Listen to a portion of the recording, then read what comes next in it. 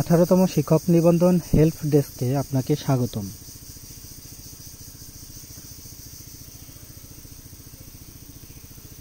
আজকের বিষয় পঞ্চম গণবিজ্ঞপ্তির পর ঢাকা বিভাগের সকল জেলার আইসিটি শূন্য পদের তালিকা।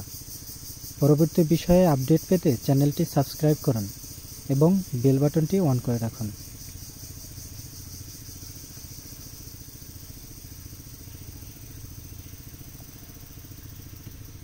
ঢাকা জেলার আইসিটি শূন্য পদ 150টি, ফরিদপুর জেলার আইসিটি শূন্য পদ 90টি, গাজীপুর জেলার আইসিটি শূন্য পদ 240টি,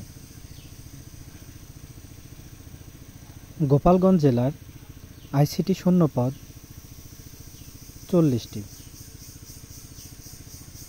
কিশোরগঞ্জ জেলার আইসিটি শূন্য পদ 130টি, মাদারীপুর জেলার আইসিটি শূন্য পদ 119টি, মানিকগঞ্জ জেলার আইসিটি শূন্য পদ 57টি,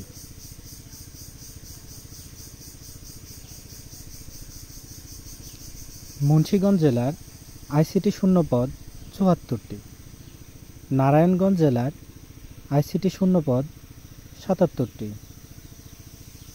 নরসিংদী জেলার আইসিটি শূন্য পদ 78টি,